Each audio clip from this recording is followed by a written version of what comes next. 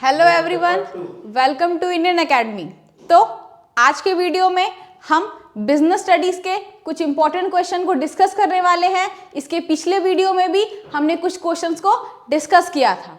तो आज इस वीडियो के पार्ट 2 में हम उन क्वेश्चंस को डिस्कस करते हैं। तो चलिए शुरू करते हैं। तो हमारा जो पहला क्वेश्चन है वो बोलता है causes of business risk are. किसी भी बिजनेस रिस्क के कॉजेज क्या होते हैं? तो बिजनेस रिस्क नेचुरल कॉज से भी अराइज हो सकता है, फाइनेंशियल कॉज से भी अराइज हो सकता है और ह्यूमन कॉज से भी अराइज हो सकता है। यानी इसका सही आंसर है option D. Second question, trade in which first import and then export is done. एक ऐसा ट्रेड जिसमें सबसे पहले हम इंपोर्ट करते हैं और उसके बाद एक्सपोर्ट करते हैं, उसको हम बोलते हैं interport trade. Next question, which type of economic activity requires code of conduct. कौन सी ऐसी इकोनॉमिक एक्टिविटी है जिसमें हमें कोड ऑफ कंडक्ट की जरूरत है? तो हमें कोड ऑफ कंडक्ट की रिक्वायरमेंट होती है प्रोफेशन में। The life of sole trade businesses. एक सोल ट्रेड बिजनेस की लाइफ क्या है? तो एक सोल ट्रेड बिजनेस की लाइफ जो होती है वो अनस्टेबल होती है। Next question, every person has to do which activity for his livelihood. अपने लिवलीहुड के लिए एक इंडिविजुअल को कौन सी एक्टिविटी करनी होती है? तो लिवलीहुड के लिए एक इंडिविजुअल को इकोनॉमिक एक्टिविटी करनी होती है। The liability of the members of joint Hindu family business is. एक जॉइंट हिंदू फैमिली बिजनेस के जो मेंबर्स होते हैं उनकी लाइबिलिटी लिमिटेड होती है, वही कर्ता की लाइबिलिटी अनलिमिटेड होती है। According to Hindu law joint Hindu family can be divided into. Hindu law के अकॉर्डिंग जॉइंट हिंदू फैमिली को हम डिवाइड कर सकते हैं Mitakshara joint Hindu family system में और दया भाग जॉइंट हिंदू फैमिली सिस्टम में। यानी सही आंसर है ऑप्शन सी।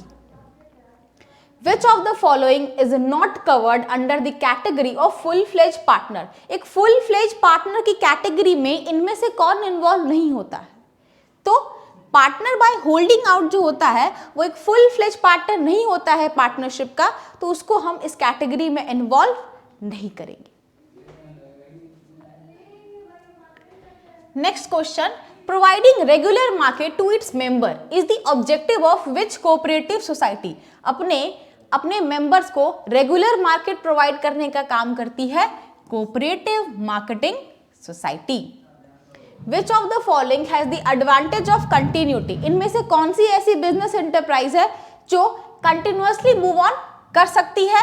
तो कंपनी कंटिन्यू रह सकती है, कंपनी के अंदर किसी भी तरह की अनस्टेबिलिटी नहीं होती है इसके ऑपरेशंस में। The greatest difficulty of soul trader is. एक सोल ट्रेडर की सबसे बड़ी डिफिकल्टी या एक सोल प्रोप्राइटर के बिजनेस का जो सबसे बड़ा लिमिटेशन होता है वो होता है इसका limited capital. Which is the limitation of sole proprietorship. इनमें से कौन सा एक सोल प्रोप्राइटर का लिमिटेशन है? Limited managerial skill, limited capital and unlimited liability. यानी कि इसका सही आंसर है option D. Which of the following is an example of public sector? इनमें से कौन सा एक पब्लिक सेक्टर का एग्जाम्पल है?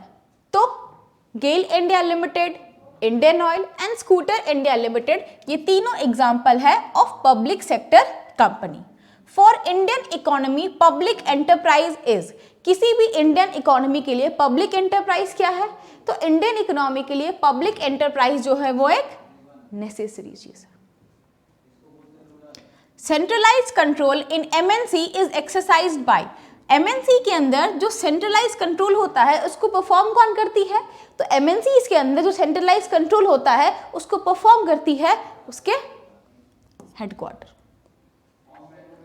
Which is an example of government company. इनमें से कौन सा एक एग्जाम्पल है गवर्नमेंट कंपनी का?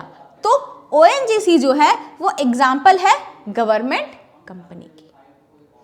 Maximum rate of interest is received on.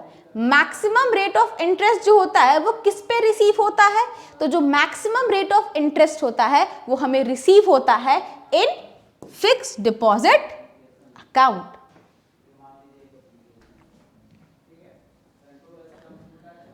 Of the following is not a business service? इनमें से कौन सा एक बिजनेस सर्विस का पार्ट नहीं है? तो अगर हम बिजनेस सर्विस के पार्ट के बारे में बात करें तो यहाँ पे प्रोडक्शन जो है वो बिजनेस सर्विस का पार्ट नहीं है।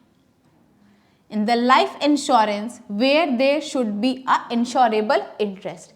जब भी हम लाइफ इंश्योरेंस लेते हैं तो जिस भी चीज का लाइफ इंश्योरेंस लेते हैं तो उसमें हमारा इंश्योरेबल इंटरेस्ट कब होना चाहिए?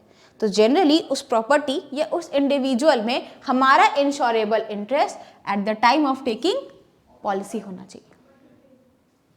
Which of the following is not included in electronic service? हम इलेक्ट्रॉनिक सर्विस में इनमें से किसको इंक्लूड नहीं करेंगे? तो इलेक्ट्रॉनिक सर्विस में इनमें से हम कोरेस्पॉन्डेंस को इंक्लूड नहीं करेंगे। Which of the following is not advantage of transportation? इनमें से कौन सा एक ट्रांसपोर्टेशन का एडवांटेज नहीं है? तो ट्रांसपोर्टेशन जो है यहाँ पे एजुकेशन को एक्सपेंड करने का काम नहीं कर सकती। Which transaction are not included in B2C business?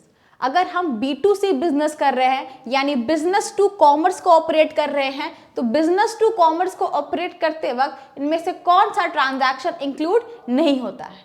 तो B2C कॉमर्स को करते वक्त हम सेल्स एंड डिस्ट्रीब्यूशन को इंक्लूड कर रहे हैं, सर्विस आफ्टर सेल इंक्लूड कर रहे हैं, मेकिंग कंप्लीट इंक्लूड कर रहे हैं, यानी एनुअल ट्रांजैक्शन इंक्लूड नहीं होता। Ethics are important for business के अंदर हम जो एथिक्स फॉलो करते हैं वो एथिक्स वर्कर के लिए भी जरूरी है, टॉप लेवल मैनेजमेंट के लिए भी जरूरी है और मिडिल लेवल मैनेजमेंट के लिए जरूरी है, यानी आंसर है option T.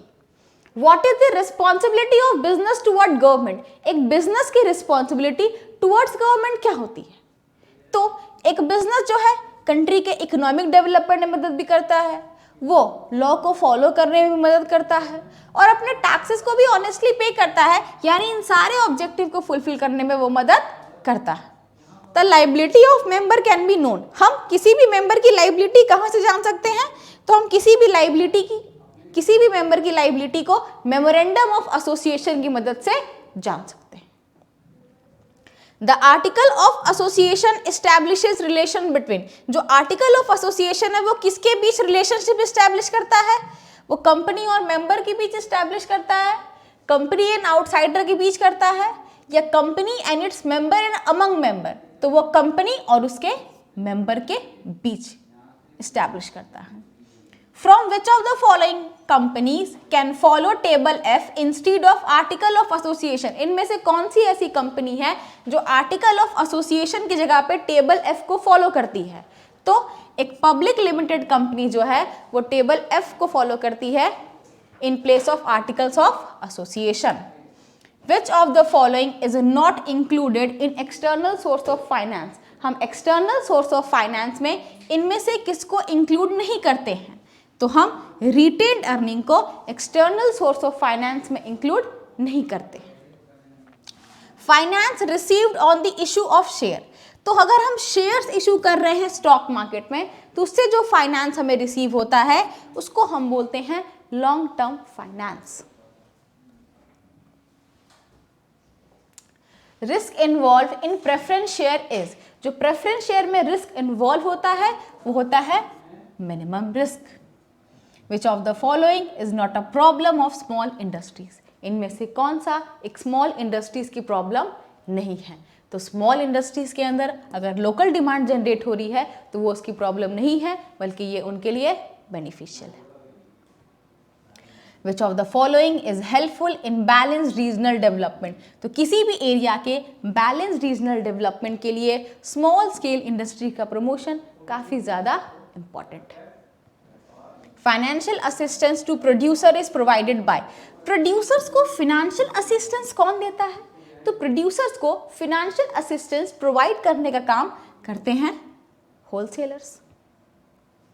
Departmental store originated in. Departmental store कहाँ ओरिजिनेट हुआ है? तो डिपार्टमेंटल स्टोर ओरिजिनेट हुआ है in France. More credit sales are done by. सबसे ज्यादा क्रेडिट सेल कौन करते हैं? तो सबसे ज्यादा क्रेडिट सेल्स करते हैं wholesalers. Next question, how many copies of bill lading are prepared? तो बिल ऑफ लेडिंग की कितनी कॉपीज प्रिपेयर की जाती है? तो बिल ऑफ लेडिंग की 3 कॉपीज प्रिपेयर की जाती है। Mate receipt is issued by, जो मेट रिसीट होती है उसको इशू करता है captain of ship. FDI means, FDI क्या है? FDI का फुल फॉर्म क्या होता है? तो FDI का फुल फॉर्म होता है foreign direct investment. Which of the following cannot be called the objective of business? इनमें से किसको हम objective of business नहीं बोलते हैं? तो बिजनेस का ऑब्जेक्टिव इनोवेशन भी है, प्रॉफिट मेकिंग भी है एंड क्रिएशन ऑफ कस्टमर भी है, लेकिन बिजनेस के अंदर इन्वेस्टमेंट उसका मोटिव नहीं है, यानी कि सही आंसर है ऑप्शन